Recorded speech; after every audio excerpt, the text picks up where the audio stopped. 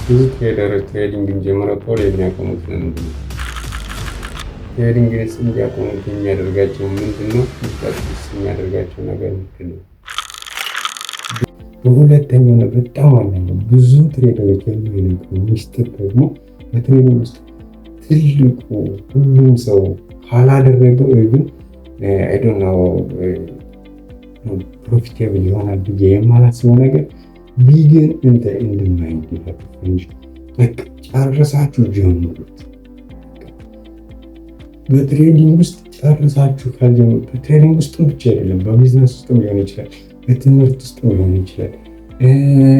ዩኒቨርሲቲ ላይ ያላችሁ ተማሪዎች ልትኖሩ ትችላላችሁ።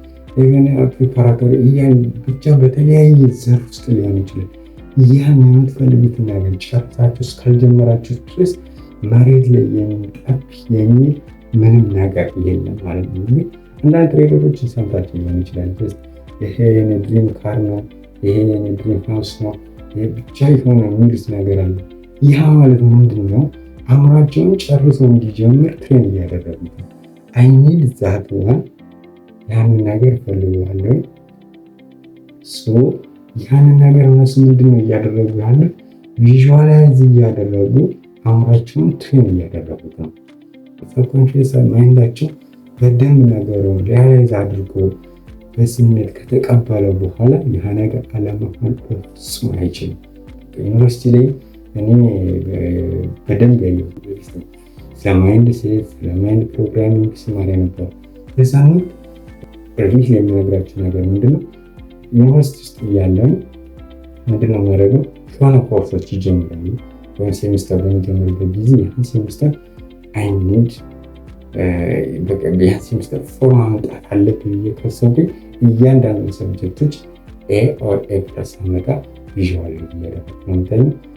ስነሳ እነዛ ውጤቶች በደንብ ቪዥዋል እያደረጓቸው ነው።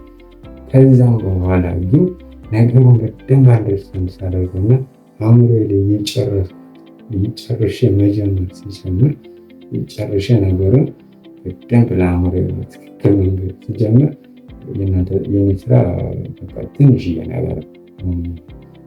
ነገር ነው። ከዛ ውጭ ደግሞ የሚሰራ አለ። አሁን ያን በማድረግበት ጊዜ በጣም ብዙ ሴሚስተሮችን ፎር አምጥቼ ከዩኒቨርሲቲ ወጥቻለሁ ማለት ነው። ምንድን ይህን የምነግራችሁ ነገር አእምሮ ላይ ጨረሳችሁ ከጀመራችሁለት የእናንተ ስራ በጣም ትንሽ ነው።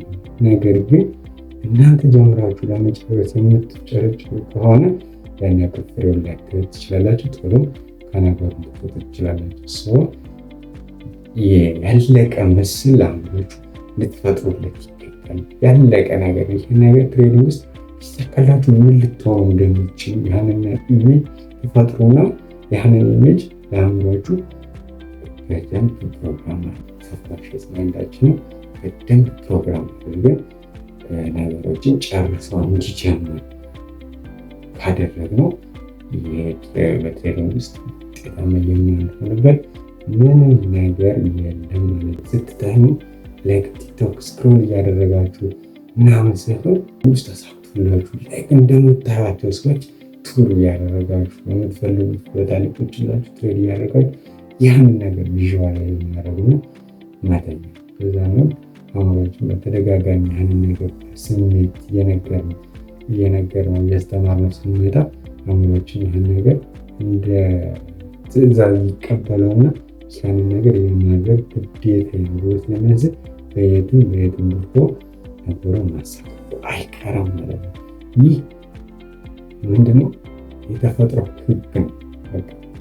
ሰው በልባችን ሰው በልቡ እንዳሰበው እንዲሆኑ ይላል መጽሐፍ ቅዱስ ላይ። በዛሬ ቪዲዮአችን ሁለት ትልልቅ ፖይንቶችን አንስተናል።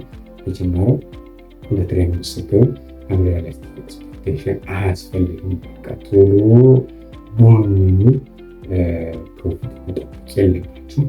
ሁለተኛው ደግሞ ነገሩን ትሬኒንግን ጨርሳችሁ ጀምሩ። ጀምራችሁ ለመጨረስ ስለመሄድ ያለባችሁ ጨርሳችሁ በአእምሯችሁ የምትፈልጉትን ወደፊት ማድረግ የምትፈልጉትን ነገር ጨርሳችሁ መጀመር። ከዛ በኋላ የእናንተ ስራ አእምሯችሁ የሚነግራችሁን አእምሯችሁ የሚያሳያችሁን ስቴፖች እየተከተላችሁ ወደፊት መሄድ ነው ማለት ነው።